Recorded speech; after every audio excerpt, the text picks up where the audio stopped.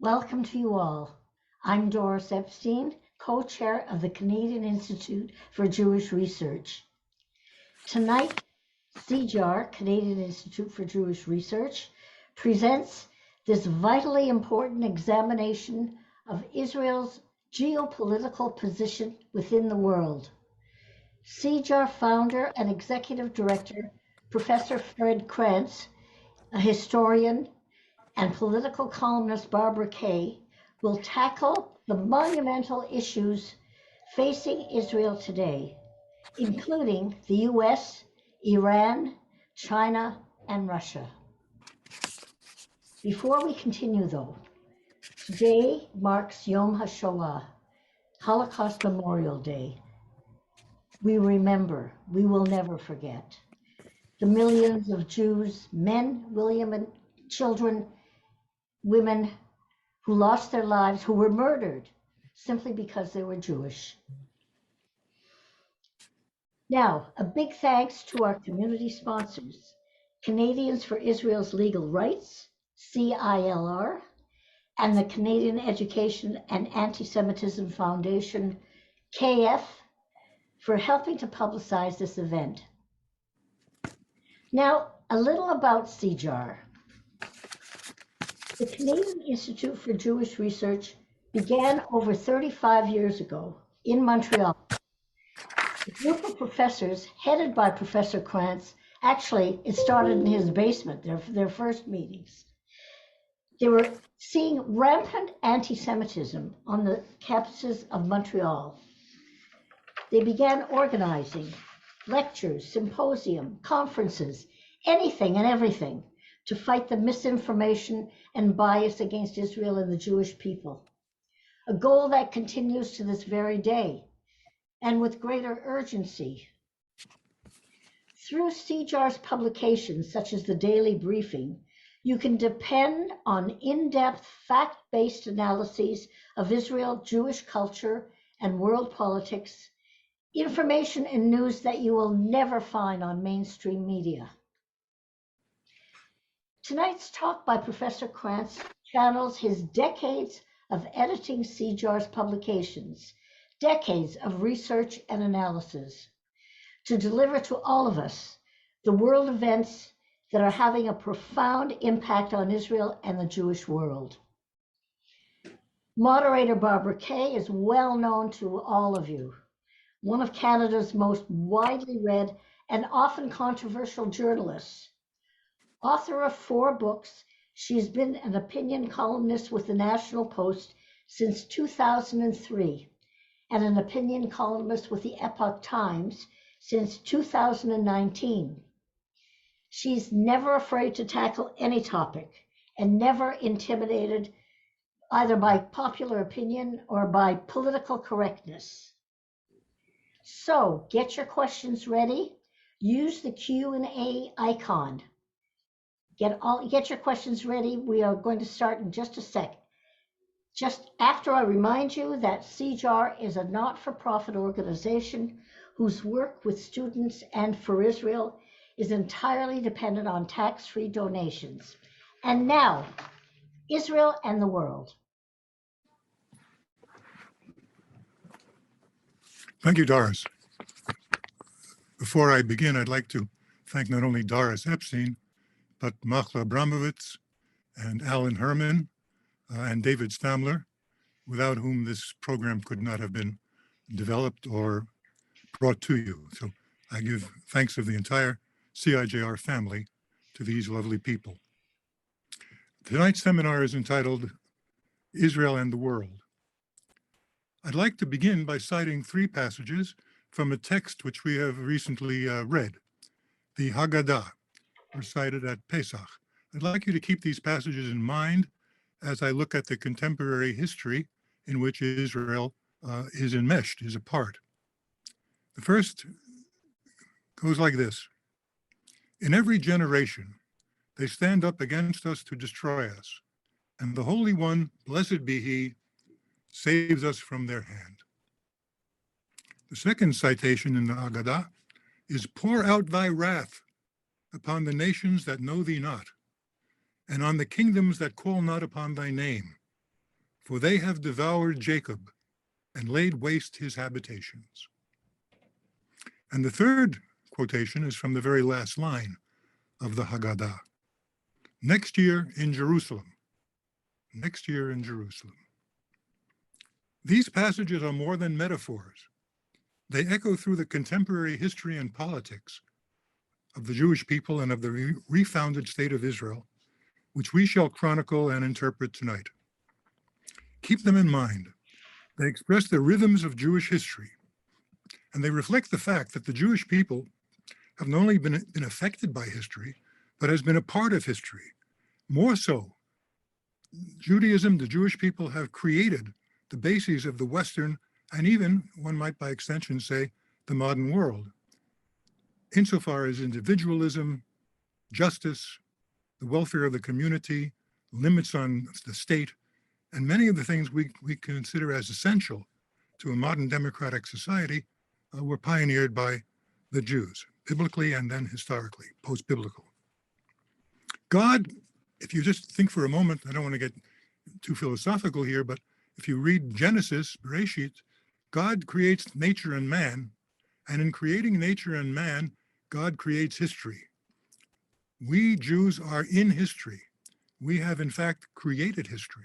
And our book, the Tanakh, the Bible, is a profoundly historical book. It is a record of a people in its journey through the world and through history and time. Crisis is a much used and much abused term, but I'm going to use it tonight because I think, and it's something which I have come to feel quite strongly, that it applies precisely to the three areas to touch on. First is the democratic state of Israel, the Jewish state of Israel, the miracle of a reborn Jewish state, soon to celebrate its 75th anniversary. The second main area I'd like to look at is the United States, which is the key support for both Israel and on a world basis for a relatively stable world society and for the democracies which are grouped together in an often difficult and often threatening world. And I'm going to argue that the United States is facing a domestic crisis and an international crisis. And that has great bearing on the well-being of Israel and of the Jewish people. And the third area I'd like to look at is the global area, the area of world politics. So we have the state of Israel, its region, and the larger sphere of the world.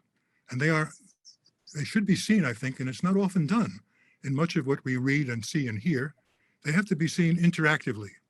They touch upon each other and they affect the development of not only Israel, but of many other areas of the world.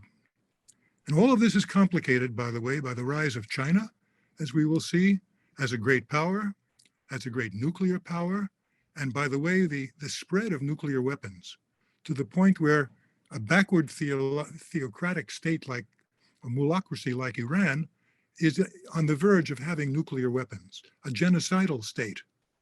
And in fact, according to some intelligence, may already have the equivalent of 2 or 3 bombs, and they have the ballistic technology to deliver them. So we're looking at a profound crisis, and I think we have to become aware of this, much more so than has been the case to date. A profound crisis. We're on the cusp, and I hope this isn't true, and it's all provisional, but there's much evidence that we are on the cusp of a great crisis, a third world war. And God forbid, should that happen, it would be a nuclear war. So we have to keep all of this in mind and balance it. Israel, we do focus on Israel domestically, particularly recently, with the re-election of the Netanyahu government, the Likud-led coalition with the new religious parties, and their attempt to do justice as they see it in terms of the Supreme Court situation in Israel. This division in Israel has reached a never before experienced pitch of divisiveness. It's a kind of reprise, I feel, of that sinat chinam, that baseless fraternal hatred, which Bible, Tanakh tells us, brought down the two temples, an irreconcilable hatred within the Jewish people. And we can, I think, see elements of that in the situation today. There is debate, great debate over the role of the Supreme Court in Israeli law and politics. The division is an old one in modern Israel, not completely, but largely between Ashkenazi and Sephardi, between right and left. There's a demographic dimension here. There's the Palestinian problem always looming on the horizon. These are old issues, but they have now reaffirmed, they've come back in a very sharp and dangerous and threatening way. So we'll come back to that, I'm sure, later in our discussion. But my principal concern tonight is with the lesser known areas of regional, American and regional dynamics and the global situation, turning largely on the Chinese and on, of course, the Ukraine war, which is ongoing and deeply threatening to stability. Much of what I have to say is factual. Some of it is conjectural. I'm not dealing tonight with what is to be done, although that is the crucial question that this whole talk leads up to. Perhaps we could have a second seminar at some point precisely on politics and how we as Jews function, both in diaspora, particularly in America, and in Israel. But tonight we'll look at these other dimensions, threats. The Iranian threat is crucial regionally. The Chinese-Russian threat is crucial globally. Iran today is supported by both Russia, which is also present directly in Syria, and by China. China recently negotiated a surprise rapprochement between Shiite Iran and Sunni Saudi Arabia, two powers which have been at each other's throats for the last over a decade. Remarkably, the Chinese, dangling the aid of their Belt and Road economic program, has brought these powers together, particularly in the Iranian sense. It's attractive, the notion of economic aid. Egypt, in financial trouble, is now flirting with China as well. In Iraq, you have Iran-backed militias pressuring a very wobbly central government. Even in Turkey, which is, we should remember, an Islamic country and under Erdogan is increasingly Islamist, Turkey is unstable. An election is on the horizon.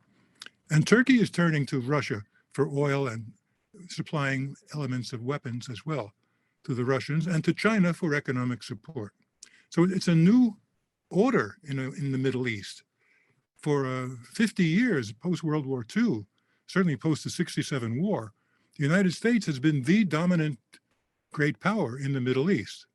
That situation today is changed, and there is a competitor. Oddly enough, the Chinese. And the Chinese have a vision of themselves as a world power, and they want to contest American domination.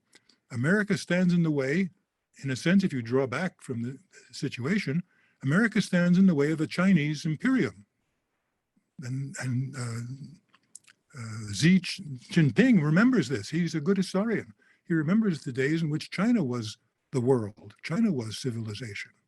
And he, under the guise of his domination of the Chinese Communist Party, wants to reimpose that on the world. After all, you have to ask yourself a question: why are the Chinese building aircraft carriers? The Chinese are building their third aircraft carrier. It'll be ready soon. You don't need aircraft carriers to defend the coast of China, which you defend with your land forces. What are aircraft carriers for? They are for foreign extensions of power. The Chinese are thinking ahead. By the way, their Navy is already larger than the American Navy, which is a quite remarkable fact that few are aware of. And their Air Force isn't far behind. And they do have effective supersonic, hypersonic ballistic missiles, which only the Russians also have. The Americans haven't tested one yet. So the implicit antagonists of the Americans are way ahead of them militarily in many ways. And we'll come back to that when we look at the United States. So you have all of these areas. You have the Palestinians in the West Bank, always a question mark, always unreliable insofar as maintaining stability is concerned. Their president is the ailing octogenarian Mahmoud Abbas. He's been president, he was elected for 4 years, but now he has entered his 17th year of presidency. So we're not exactly looking at a democracy in terms of the Palestinian Authority, let alone Hamas, which is powerful in Gaza. The Palestinians have been organizing on the Temple Mount recently, organizing riots, bringing fireworks and rocks, trying to stay overnight.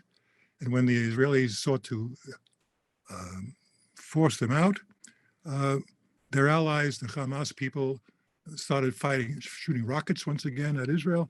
And this time, very interestingly, rockets came from Lebanon in a very brief exchange with Israel. 34 rockets were fired by Hezbollah from Lebanon, which is a sign of Hezbollah's feeling that it's strong enough to begin engaging Israel. There's a subtle change in the balance of terror in the region, insofar as the Arabs are concerned. So what I want to do is to look at these three areas. I want to argue that we cannot understand Israel's situation without looking outside. We want to look at the United States. I'll say just a word or two about that now, and then I'll stop and give it over to my colleague and friend, Barbara. But the U.S. is in crisis as well. The main support of Israel, the only great power that Israel can usually rely on, is in very difficult times. Under the Biden administration, you've had the opening of the border in the South with over 5 million illegal immigrants pouring into the United States. You have a very bad economic situation with continuing inflation and banking problems and balance of payment problems, and a tremendous debt, $34 trillion of debt, and adding to it each year with large-scale expenditures. You have the spread of wokeness in the media and on campuses. The campuses have become strongholds of anti-Israel sentiment, pro-Palestinian sentiment. You have the ESG movement among corporations, a general shift to the left. And the Democratic Party, which in the days of Skip Jackson was pro-Israel party, has turned into a, at best, lukewarm party in relation to Israel, and at worst, quite anti-Israel, particularly in terms of its extreme left-wing leadership, the so-called squad, which is outrightly anti-Semitic and has not been disciplined. So the Democratic Party in the US has become increasingly radical, progressive, woke, some would say socialist, and that has caused a division in the American polity, and that division is seen in relation to Israel. Biden speaks a sweet language in terms of Israel, but the facts of his administration betray a different orientation. The Biden administration has played up to Iran, Israel's greatest enemy, genocidal enemy dedicated to Israel's destruction. The Biden administration was ready to give them $70 billion in aid if they would just put their names on a new piece of paper saying that they would curtail their atomic development, which they didn't do after the first treaty was signed with the Americans. So that seems to be off the order paper now. But Biden continues to put pressure on Netanyahu. He put pressure on Netanyahu when the current crisis broke out over the Supreme Court. He's much more friendly to the Palestinians than the current government of Israel, obviously. So there is an element of instability. And part of this has to do with foreign policy, precisely, with the consequences of American demonstrated weakness in the withdrawal from Afghanistan. That withdrawal from Afghanistan, that horrible withdrawal, done in panic, with 13 American soldiers killed and 200 wounded terribly, and 150 to 200 Iranians trying to get out of the place onto American planes killed as well. There are still 175 American citizens, people with American passports, in Afghanistan. People don't know that, and trying to get out, but they can't. And there are hundreds and hundreds of Afghans who supported the Americans in the Afghan war, and America pledged to give them safe passage should things go bad. They never got out.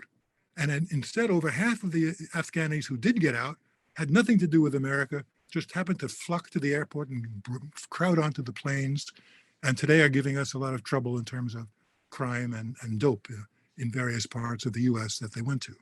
So we have a crisis in America, and we have an American election coming as well, now in a little over a year. And I think that's a momentous election, because if the Republicans lose that election, then the leftward movement of the Democrats, which is anti-constitutional, they want to do away with the First and Second Amendments. They want to do away with the filibuster that protects majority in the Senate. They want to do away with, they want to give statehood to Puerto Rico and to Washington, D.C. in order to get more Democratic senators, they think, in the Senate. If they win that election, then all bets are off in terms of the future development of the U.S. and its heretofore fairly reliable policy insofar as the Jewish state is concerned. So from all kinds of directions, that Jewish state finds itself, I think, embattled internally, regionally, globally, and in terms of American support. Fred, thank you. Thank you very much. I didn't want to step in unless you were finished. Thank you for that excellent tour de l'horizon of the big powers. And I did know you were going to speak about those, the main ones and the ones that are the most dangerous to Israel. But I'd like to branch out a little bit more in my first question to you about what I think is an emerging power that we don't often think about very much, and that is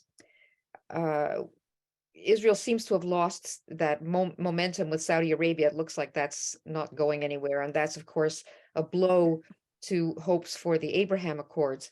But on February 18th, Israeli Ambassador Sharon Barley and Israeli delegates were escorted out of the opening ceremonies of the African Union Summit in Addis Ababa, Ethiopia. Israel's presence there was supposed to crown 20 years of Israeli diplomacy in Africa. Netanyahu had very high hopes for collaboration in Africa a few years ago, but it looks now like this project is a failure. How serious is this breach? What benefits to Israel have been lost here? Is there any hope of renewal? Because I do think that it's the fastest growing demographics in the world in Africa, and even though they don't have nuclear weapons, it's a gigantic continent that surely there would have been an opening here for benefit to Israel. Well, you touched on the Saudis as well as Africa. Let me say something about the Saudis. I think it's of the primary importance that the Chinese have been able to detach the Saudis from the U.S. That's what this means. What we're looking at is the first real threat to Americans' role in the Middle East, and the Americans played a part in opening themselves up to this through Biden's opposition to Prince Mohammed bin Sultan in Saudi Arabia, who is the real ruler of Saudi Arabia. He's the son of the current figurehead ruler. And Biden disliked him, and Biden denounced the Saudis for the killing of the journalist, Khashoggi. Recently. Yeah, Khashoggi. And talked about the Saudis as corrupt and ignored them and would not speak with the prince until he needed oil. You may recall about 6 months ago, one of the terrible things that Biden has done, that the Democrats have done, is to literally shut down the American oil industry. America has the most oil in the world. America, at the end of the Trump administration, was not only self-sufficient in oil, but was exporting oil internationally. And Biden came in on the first day of his presidency through an edict.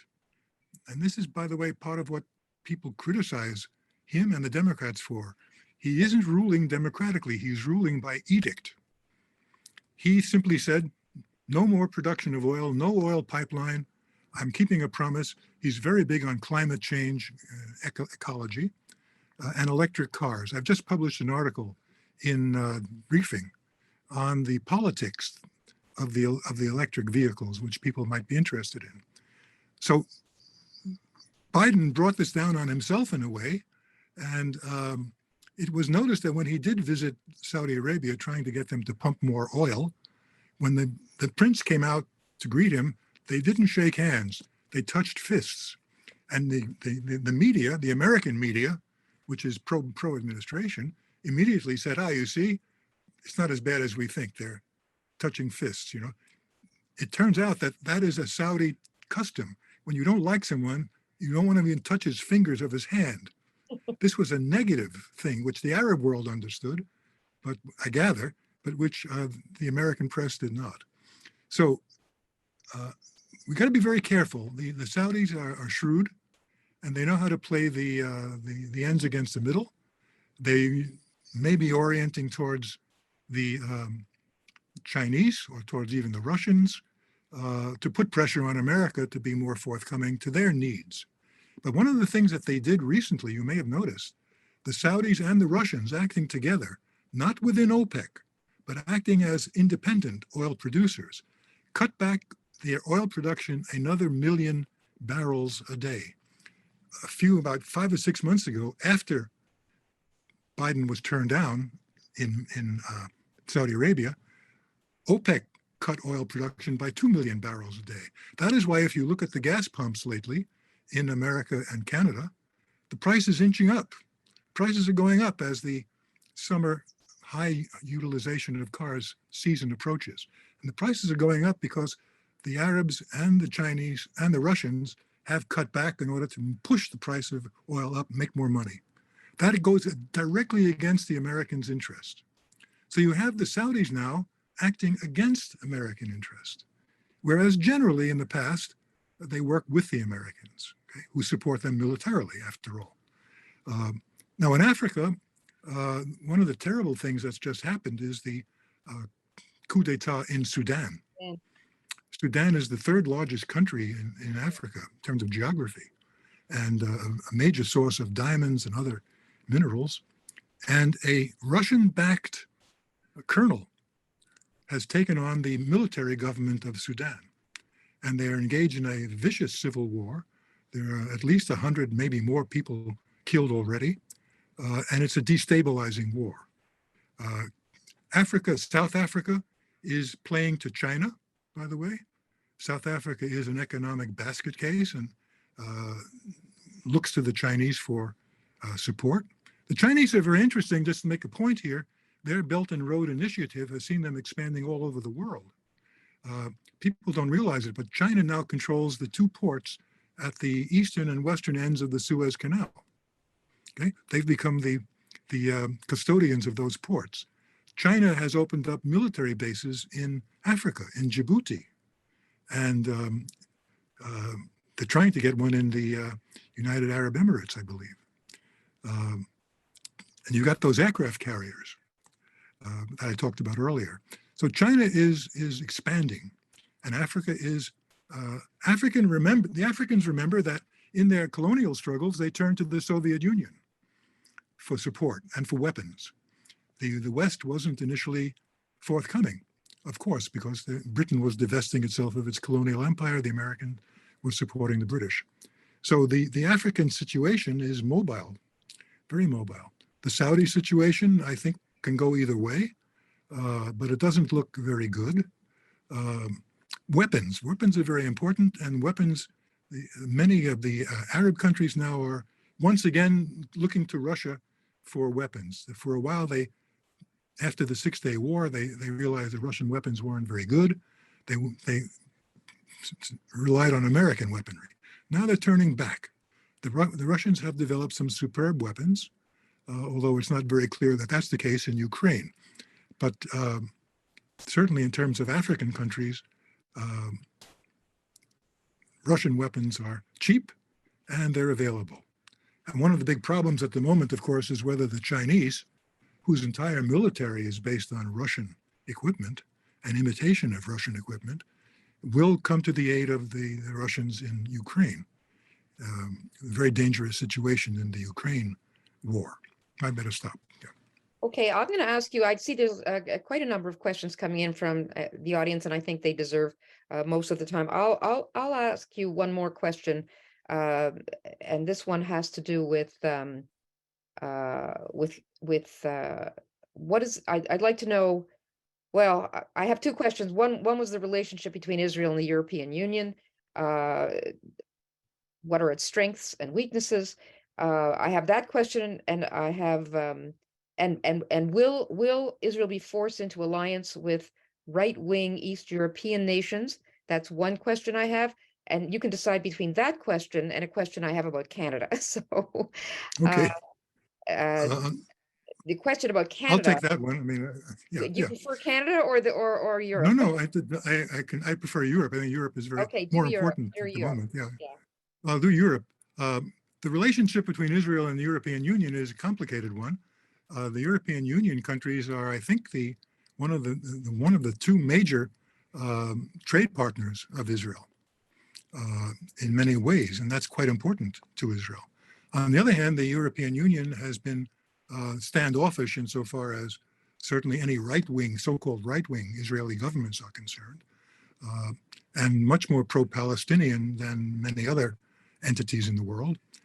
The most pro-Palestinian country outside of close allies, Islamic allies, is Ireland, of all things. I And the know. Irish Isn't that are odd? Yeah, extremely, they're very, very pro-Palestinian. Yeah. extremely pro, even though one of their great figures, Conor Cruz O'Brien, who represented them at the UN, was one of the most avid Zionists you could imagine, and whose great book should be read by everybody listening to this talk tonight. His book is called The Siege, S-I-E-G-E. It's Conor Cruz O'Brien, who's not with us any longer, but a remarkable man, but quite untypical insofar as the Irish are concerned. Yeah, so the Irish question, the EU question. Now, what was next? Canada?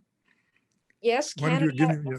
Yeah. Okay. I was going to say, Okay. when Stephen Harper's tenure came to an end, I said to myself, and I said to many other people too, there goes the last pro-Israel prime minister we're ever going to have. And of course, the prime minister we do have, he pretends to be neutral. In fact, he knows nothing about foreign affairs, and actually I don't think cares very much about the Middle East, because he's ignorant of the Middle East, and it has very little interest in foreign affairs altogether. He's, Uh, he's, but I do think that we have a demographics issue in Canada.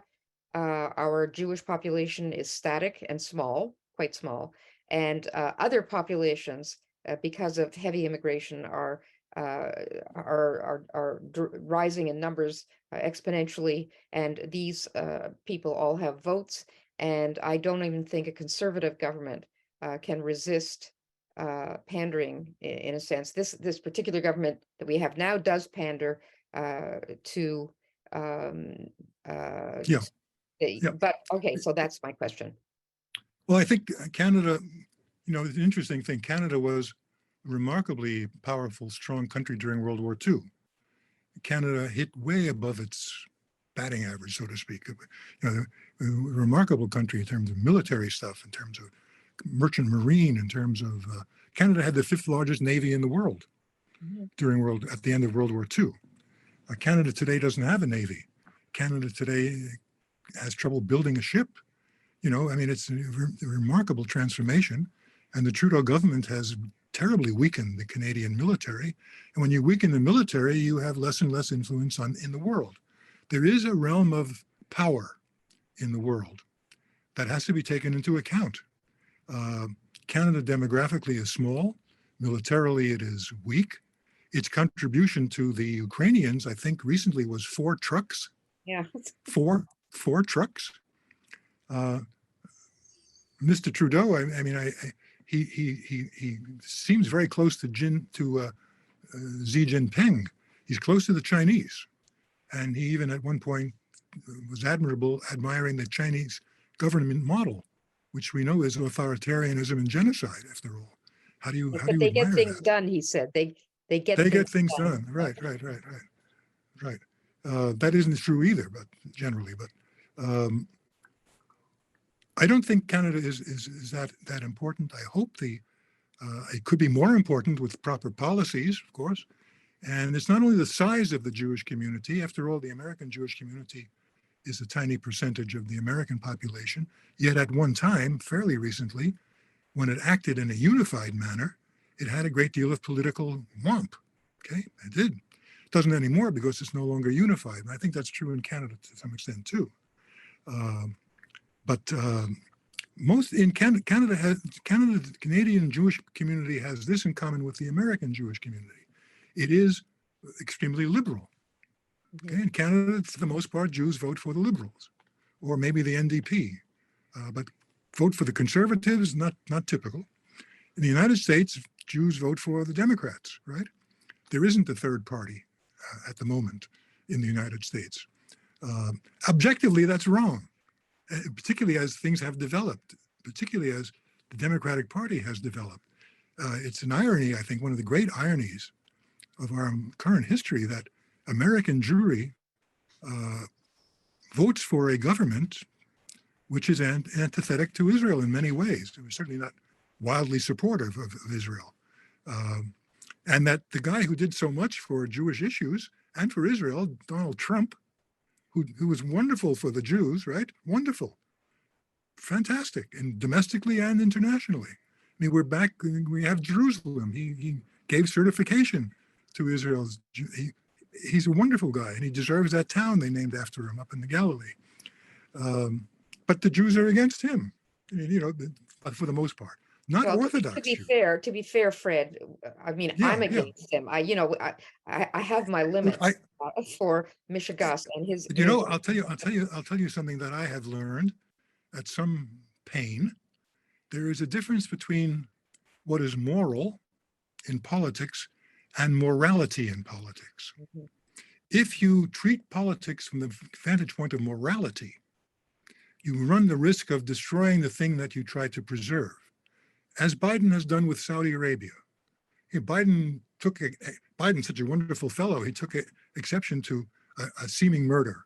How many states do we support that are not only murderous, but genocidal? Yeah. Okay. I mean, there's something called realpolitik. Exactly. And a democratic power, if it wants to preserve itself in a quite nasty world, sometimes has to act in a realpolitik manner. And Mr. Trump understood that. He understood that. He didn't love the Saudis, but he understood that America needed them. And if the world is going to be protected to some extent by American power, it has to be supported. So I think that there's always a means-end relationship here, but we ought to keep the end in view as well. During World War II, the United States and Britain fought with the worst autocracy there was, the Soviet. They killed many more people than even the Nazis in the long run. They divided Poland. I mean, World War II begins when the Russians make an alliance with the Nazis, after all. And Churchill said on the first day of the Russian invasion of the German invasion of Russia, he would make an alliance with the devil if it meant winning the war. That's right. Okay. So Fred, I'm going to I had a few more questions, which I'm going to set aside because I see questions coming in here. Okay. We're going to start with two questions. I'm going to put them together because both are fact-checking questions. One is, where do you get your statistics that there are 5 million refugees getting into the US at the southern border? And the second one is, I'll put them together. You mentioned that the Democratic Party has a large socialist component. Could you give us examples of your statement that the Democrats are socialists? Yeah, well, the first one, I would simply, whoever asked the question, I would advise you to read the Wall Street Journal and watch Fox News, as anathema as that may be to you. The number of refugees, both illegals who are led into the country legally, not legally, but they're led into the country. America's border has disappeared in the South. The illegals simply cross, and they are minimally processed, and they are sent on their way. Usually they're given an airplane ticket and some money and a cell phone, and off they go. If they have a relative claim somewhere in the US, they're supposed to go to that that relative. If not, they're supposed to report back in 2 years for some kind of a trial. Most of them never do so report.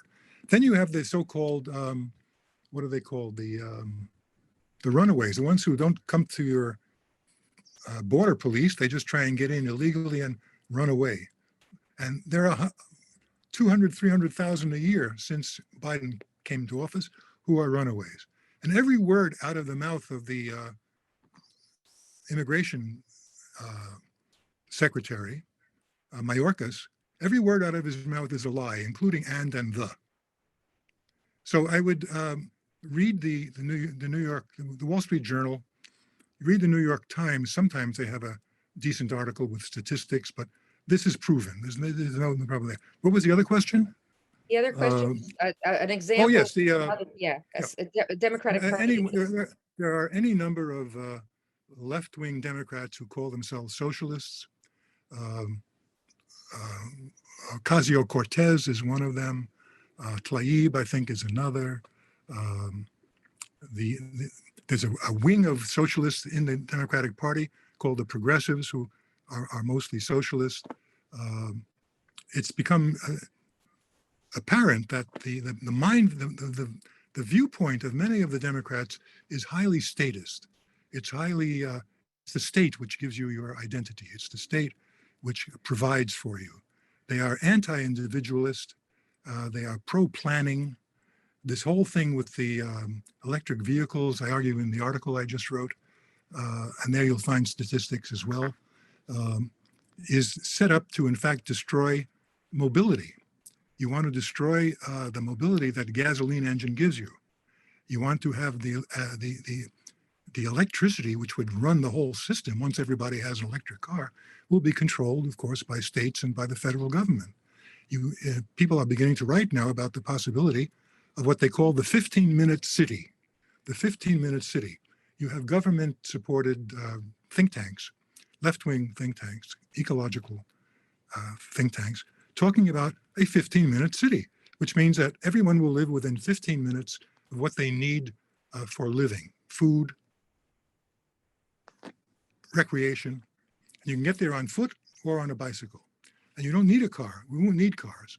They see the electric car as an interim phase in the elimination of cars entirely, which is a problem. There are people thinking in these terms. And even the Secretary of... They don't live in Canada where it's snow 6 months. No, of course not.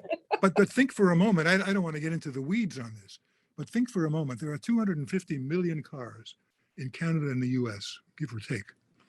Think about the need for generating electricity on a daily basis for 250 million cars. Forget about making their batteries and finding the lithium and the manganese and the mining that goes on and the pollution issuing from the mining and the child labor. But think about every day, where in Canada or the US, how are we going to generate that electricity? Only through coal and oil and natural gas. And it means that if you actually had everybody driving electric cars, the pollution in the atmosphere would probably go up. I mean, it's an absurd situation we're getting into.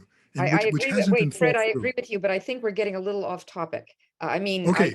It's a good example, but I think let me come back to questions that deal with our main theme, Israel and the world. Here's a question, a good question, I think. What countries can Israel turn to for practical support in terms of weapons, etc., since the US is becoming less reliable? Yes, that's a good question. You can't turn to the European Union countries. Okay, Germany hasn't rearmed yet. Germany hasn't even delivered the tanks it promised to the Ukrainians. The French are the last people you would want to rely on for weaponry, etc. Macron, who's just gone to China, as you notice, right, and said that he would rather not support the United States on Ukraine, which was, exactly what the Chinese wanted to hear. Australia, possibly.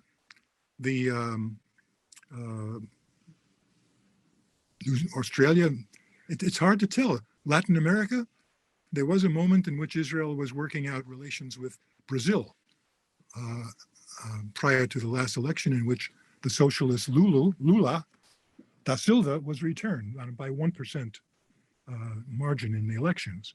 Lula da Silva is currently in China. He's an old lefty. He supported Cuba, he supported Venezuela, supported Colombia, supports Uruguay, Nicaragua, all dictatorships. He is now negotiating a currency union with China. He wants to have the yuan exchanged for the Brazilian currency on a straightforward basis. Because part of this advance of China is an attempt to build up alliances and then to coordinate an alternative to the US dollar as an international currency. That's a very important move that's being made. It's not complete by any means yet, but it's underway, and it's very threatening to the economies of both Canada and the United States. There isn't too much that the Israelis can do in terms of weaponry. It's why they've built up their own weapons industry. It's why they make their own tanks. The best tanks in the world, the Merkava tank. So that's a good question. Trying to think it through at the moment, but it's hard. Israel is reliant on the US. The weaponry that Israel does get, for the most part, is American weaponry, which is purchased with the $3 billion, which the US supposedly gives Israel every year. But Israel gives that money right back by purchasing American, American weapons. So again, I think that's the difficulty in thinking through an alliance which would support Israel. There was a period of time in which, for a while, the Arabs, the Sunni Arabs, were working together with Israel. That was the meaning of the Abraham Accords. And as you pointed out quite rightly, the jewel in the crown of the Abraham Accords was to be the joining of the Saudis. And had that happened, that would have transformed the Middle East politics, Middle East region. Imagine the Saudis and the Israelis and the Egyptians who would come in as allies, right? But that now is endangered, deeply endangered, by the onrush of the Russians and of the Chinese particularly. So a fortiori, the role of the US is crucial. It's not that Israel isn't powerful and strong. Israel is. Israel is a regional hegemon. That means Israel is the dominant military power in the Middle East, which is quite remarkable if you think about it for a moment. Today's Holocaust Day, where we remember a period in which we as Jews were powerless outside of the UN. We were victims. And within 2 lifetimes, a couple of generations, Israel is the regional military power of the Middle East, but she still is a regional power. It's true that yes, that is true. But it's interesting that you do mention it's Holocaust Remembrance Day, and at the time after the Holocaust, the Jews were recognized as victims. Now, the Holocaust in the United Kingdom, for example, on this day, the pronouncement came out about all the people that must be remembered, and in place of the word Jews, it was ordinary people who were killed for no other reason. So there's a way to re-victimize Jews by insisting that everybody else is a victim, except Jews. And there's a question here, a good question again. How do you address the misappropriation of genocide and Holocaust language that we see in various contexts, including, by the way, the insistence that the residential schools here were a genocide, that it's an ongoing genocide, that we are genocidaires here. This is a battle I am constantly engaged with on Twitter, and it's one of my subjects that I sometimes write about. But the movement to de-Judaize the Holocaust and to dumb down genocide to accommodate the legitimate grievances of people who have been maltreated in the past and who've been disadvantaged. I don't deny that the residential, I'm not saying the residential schools were not in some instances terrible places, but to call that a genocide, people have lost the idea of a mayor in Alberta, British Columbia, said that removing the homeless from the streets, forcing them off the streets, was a genocide. But I think that I agree fully on that. And I think it's a general problem. Part of the crisis that we are living in the West, in Canada, North America, and US, is a crisis of language or perception. The whole essence of wokeness is to transform language, to move in a direction, a politicized direction, like your CIJR, right, who are people who condemning the educational stuff. But there's an attack on women today. There's an attack on women. If a man can become a woman, then what is the centrality of women? And you have these men who claim to be women competing in sports. Yes. And Well, overthrowing the women. And you never hear about a woman who's become a man entering male sports, right? Have you heard anyone? Is there anyone? no, because they wouldn't have a chance. We know that. Right, right. But I think it's like 1984. It's 1984 is a wonderful book, and I reread it recently after 30 years, and it's powerful. It's And very powerful. 1934 is about language Yes. and how language conditions thought. Well, And you know, at the beginning of the book, too, yeah. at the beginning of the book, somebody says, well, we're okay so long as 2 and 2 equals 4. Yeah. They can't make us say 2 and 2 equals 5. It doesn't. They At the end of the book, They can they though. can. Here's a question. Mordecai Kedar is it Kedar or Kedar in his latest symposium? Kedar.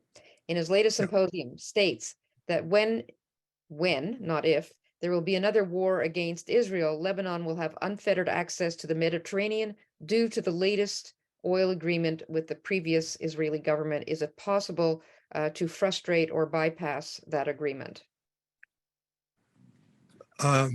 The Kedar piece is quite interesting, very powerful. By the way, I've read it. Mordecai is a friend, and he's appeared on CIJR many times, and I take seriously everything he says. The only way to make sure that the gas arrangements, the gas field arrangements that were made with Lebanon is to prevent the Lebanese from falling entirely under the control of Hezbollah. Right? That's part of the problem. Iran yesterday, the Iranian foreign ministry released a threat to Israel that if Israel allows anything to happen to the Palestinians, right, she will immediately now lose Tel Aviv and Haifa. Okay. The implicit notion there is they have a bomb, you see. So now, but more than that, the Iranians have said, we're now going to lead all of our allies, all our terrorist allies, most of their allies are terrorists, Hamas in Gaza, Hezbollah, and so on, other Palestinian groups. And we're going to try and bring our allies, the Syrians, in, and we're going to bring in, by putting pressure on Iraq, and we're going to crush Israel once and for all. We're going to crush Israel. And Mordecai Kedar, by the way, takes that threat seriously. So the way to deal with this is to frustrate that drive, right? And that leads us on to what is to be done, which I don't really want to, I don't want to, there's not much time left. We should really have a second seminar on what is to be done. But Israel has to, the Jewish world has to wake up. They have to see this implicit threat. We're on the cusp of World War III. And if it comes, God forbid, it will be nuclear. You have Iran with nuclear weapons. You have North Korea with nuclear weapons. The Saudis are trying to buy a nuclear weapon. The Turks want nuclear weapons. It's a terrible situation. The whole accords that were negotiated between Russia and the US on armaments have fallen away. They no longer exist. So we're in a difficult moment. So Yeah.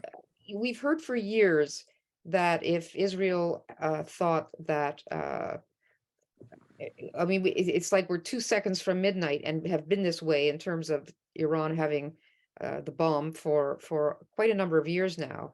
And many, what I think are quite intelligent commentators have said, Israel will preemptively strike Iran before they will not allow them to get the bomb. But apparently they are letting them get the bomb, because we've seen skirmishes, and we've seen, a couple of scientists have been killed, and people ascribe that to, I mean, they don't say, but we surmise, or they have, we've had internet,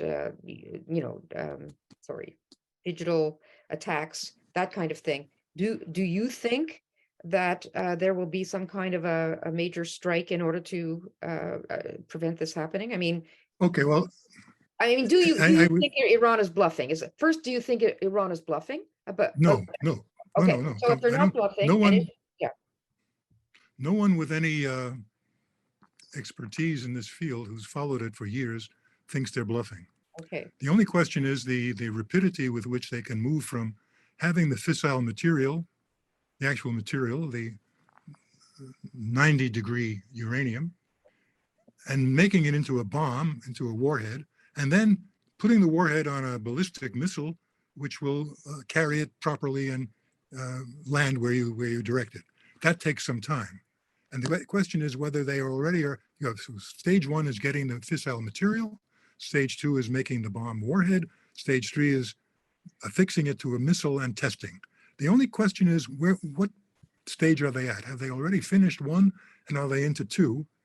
Or are they beyond two and are they now working on three? So there is debate about this. And the very wonderful organization, it's called the Institute for the Defense of Democracy in DC. They specialize in this area and they have a few very good scholars. We have been following this in our ISRFAX publication. So if your listeners or viewers subscribe to that, and it's free, you can sign on for free, but we hope you make a tax-free donation, which we could use.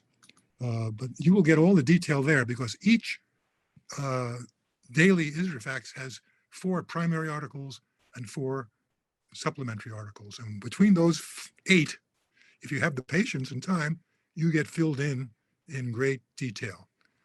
And people who get this and are interested really love it. But what Israel can do about this, some people argue now that what Israel could have done 5 years ago, which is using its air force and using its submarines, because they can't reach Iran with the boats that they have, but the submarines can fire missiles and airplanes can carry, that they could in fact destroy the installations.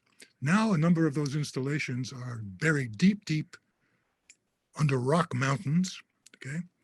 And the air defense systems, which the Iranians have gotten from the Russians, the SAM 300 and 400, are very able, very effective. There is doubt now that whether Israel alone could in fact take out the Iranian facilities without, by the way, suffering an Iranian return blow, which could be massive. I mean, you realize that the Iranians have worked with Hezbollah.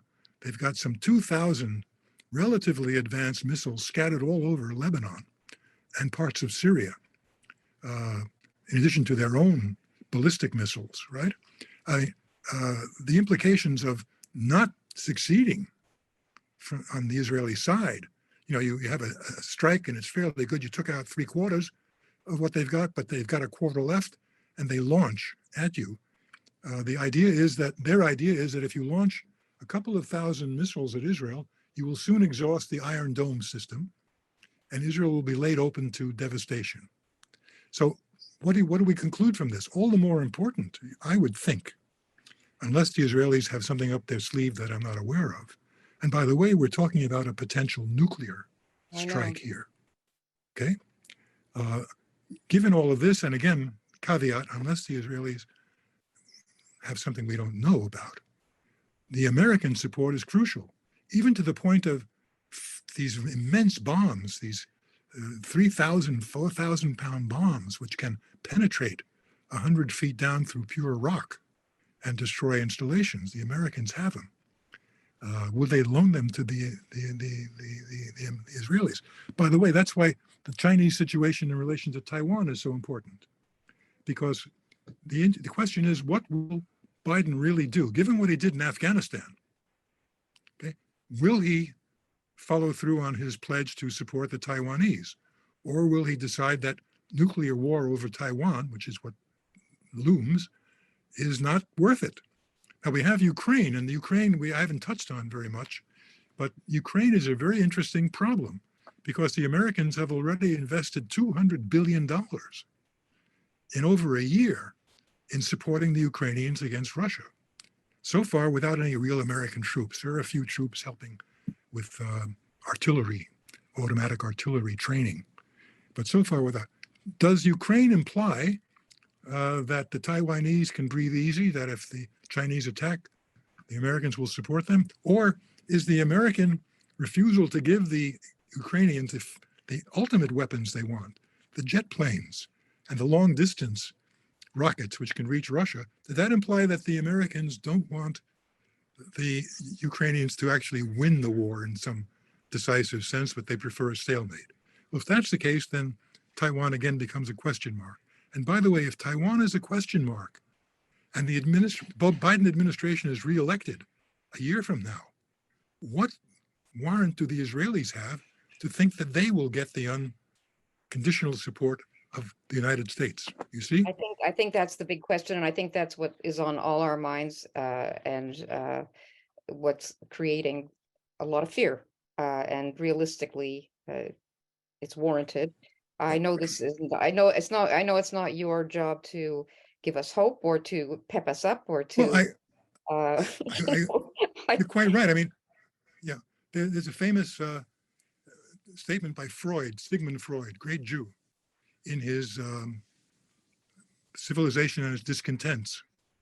And he writes about Europe on the eve of World War II. He's writing in the mid-30s, roughly the mid-30s, a little earlier. And he's talking about the Soviets and the Nazis. I mean, after all, he was forced to flee Vienna by the Nazis, wound up in London. And he sees this coming. That's why he writes this great book about whether life or death will triumph, given the current situation. I think everybody should read that book again, too. That's certainly come back into, it's quite germane. Right? Civilization and Its Discontents. And at the beginning of the book, he says, you know, we're living in difficult times, and I have a point of view, and people come to me, and what they want is consolation. They want consolation. They want me to give them hope. I cannot do that, but what I can give them is reason, analysis, inquiry on which we can predicate policy, in which we can do something. And that's what I think is so important here, to understand things, to understand history, politics, and analogies. I am an historian. I think analogically. When I look at the world today, I see 1936, 1937. I see China playing the role of Japan. I see Russia playing the role of Germany. I see the Ukraine being the Spanish Civil War, 1936-37, which is where World War II actually began. Okay, where is Israel in all of this? If you think analogically, Israel is Czechoslovakia. The Palestinian territories are the Sudetenland, maybe. We all know what happened there. And the weakness of the West in relation to the Czech situation and the German conquest is what led finally to the World War. So, of course, it's simply a way of beginning to think, and it's not a one-for-one equivalency. We know the famous phrase, history doesn't repeat itself, but it sometimes rhymes. Is that it? I left out one question here. There's a question I'm afraid I didn't see before, but I think it's a good question too. Where is Iran's internal dissension in all of this? How seriously should we take it? We know there is unrest. We know there's protests. We know but is it just heat and light, or is it real? The Western Iranian scholars argue that it's real, that if anything, it has grown in the last decade. There have been a number of suppressed rebellious movements. But if you look at today's paper, not your ordinary paper, but you look at the Wall Street Journal, you'll notice that the Iranian mullahs have just imposed the hijab, Mhm. They feel that they've got the situation under sufficient control, that they are going to demand that every woman have a hijab, and they now have, probably from the Soviets, they have software which can read the face of a woman in a crowd and check whether she's wearing her hijab or not, and turn up her name and address and discipline her if she is not wearing the hijab. Wow. Okay, and they might have gotten this from the Chinese, by the way, because the Chinese have this all over China. Everybody in China has an account with Chinese intelligence. I mean, that 1.3 billion people, and they've got them all tracked. It's unbelievable. Okay, if you look at the Americans, right, this whole business of weaponizing their agencies, of the FBI dealing with Twitter, you know, and eavesdropping on people, putting up their thoughts. I mean, it's very frightening, as a matter of fact. It's part of what concerns me. So at the moment, they've got the lid on, but Iran is an unstable place. And the economic situation in Iran is terrible. The inflation, the falling value of their currency, I think it's called the rial. And they finally managed to turn the merchant class, the bazaar merchants, into enemies. They are dying. I mean, they're dying economically.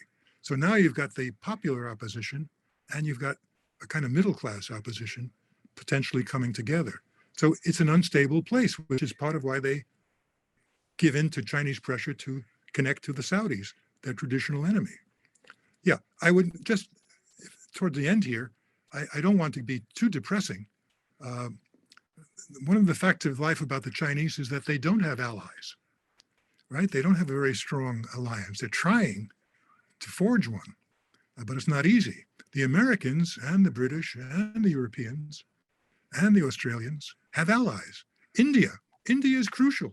I didn't mention it today, but one of the key variables in the world situation is which way India will go.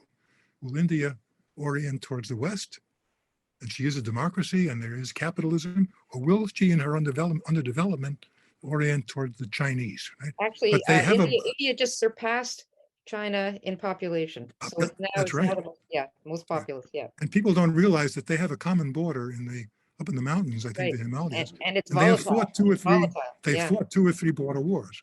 So Yeah. if we can get India to orient here Israel is crucial. Israel has been working very closely for 20 years with India, because India's great enemy is Pakistan. India is Hindu, Pakistan's Muslim. Pakistan has the bomb, by the way. I It's yet know. another of these unstable countries with nuclear weapons. So India is very important, and there might be an alliance there. And you've got this recent alliance between Australia, Britain, the US, and one more about submarines, right? Mm. They're going to produce atomic Which submarines Canada for the could have joined, Australians. but decided not to. Well, you may have noticed that Canada is generally ignored by Yes. the Americans and the British in intelligence matters. Very bad. Very bad. I don't think they trust Trudeau because of this China scandal. Yeah. They, Oh, right. yeah. Right. But if you watch And I think American he is TV, not probably trustworthy. Well, I shouldn't say that. I don't know about but Canada has been infiltrated. This is a real scandal. It's for real. And so really, we're not trustworthy for other intelligence.